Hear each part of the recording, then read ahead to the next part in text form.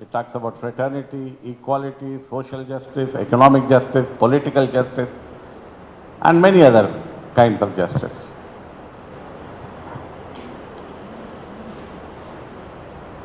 But we are today celebrating, but we should also be knowing. Simply for me, the Constitution means rule of law. 3 words, rule of law. That is the spirit of the Constitution. The morality of the Constitution, the ethics of the Constitution talk about rule of law. All of us are equal. Just now we read in the preamble. Equality before law.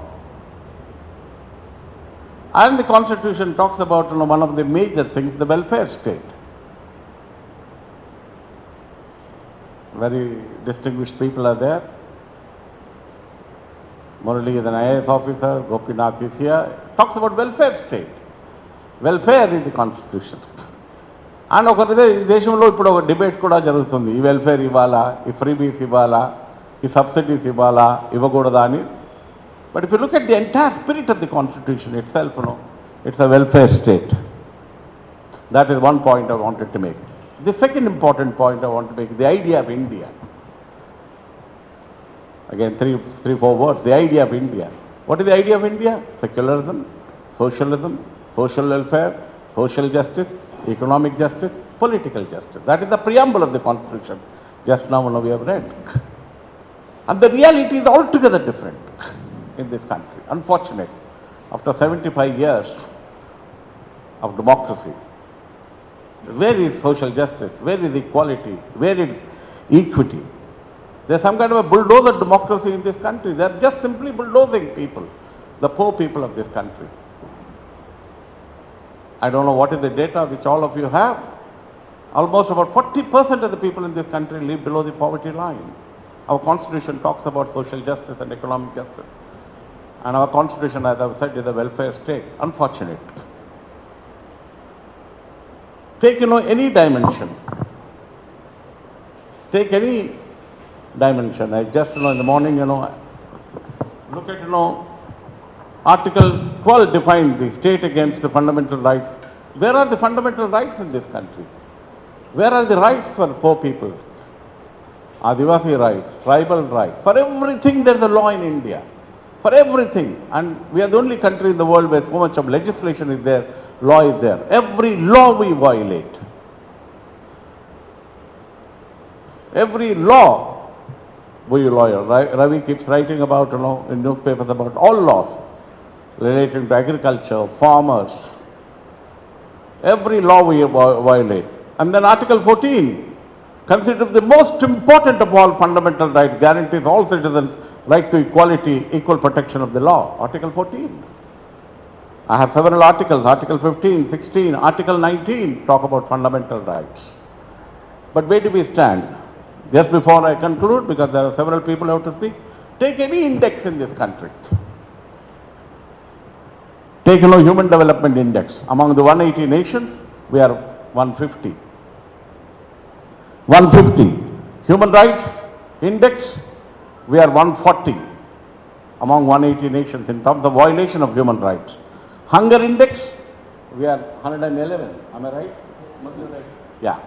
Out of 121 countries, not even 180 countries. Hunger Index. And then, if you take, Corruption Index, we are one of the most corrupt countries in the world. Then, Health Index, any index. Only one index right now, according to Indian Constitution, according to all the indices we have. Ease of doing business, we are one of the best in the world. Ease of doing business.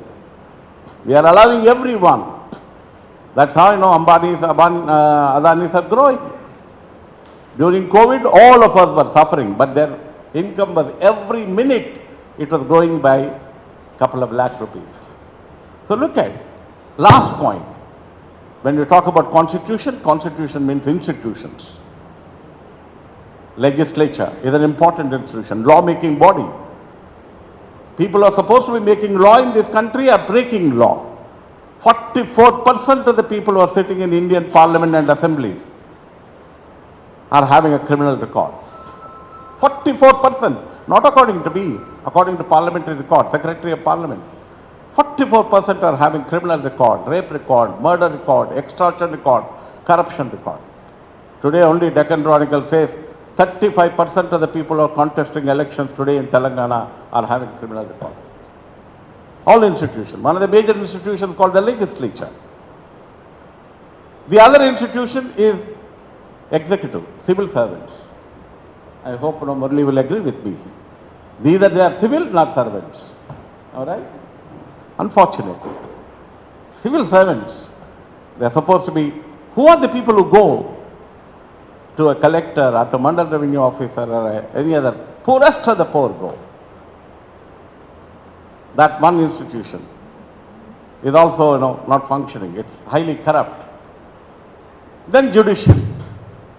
Justice delayed is justice denied. Please refer to Washington Post editorial 4 days ago. It will take 345 years to settle the present litigation pending in India. How many years? I don't believe in rebirth, which means you have to have three janmas. Executive has collapsed, legislature has collapsed, judiciary has collapsed. And the fourth estate, fourth pillar of Indian democracy is the media. Media is also completely sold out. They don't talk about problems of the people, poor people. Poor people. Now the data reveals 80% of the population in this country, scheduled castes, scheduled tribes, backward classes. In Bihar, data says 64% of them are backward classes. So is Telangana. Telangana is a very backward region. So when institutions collapse, and other subsidiary institutions like RBI, Enforcement Directorate, CBI, Central Vigilance Commission, including the Election Commission. Election Commission ninnagaga manna ichindi, Raitu Bandhu distribute cheyochu. Under what law? Elections are going on. But then Election Commission has given. So major institutions are not working. I really don't want to say anything. Many others are there. What is important is the rule of law, idea of India, secularism, socialism, plurality, diversity, implementing constitutional values, protecting democracy, people's rights. This is what is important. I'm sure we will have a very, very meaningful debate, meaningful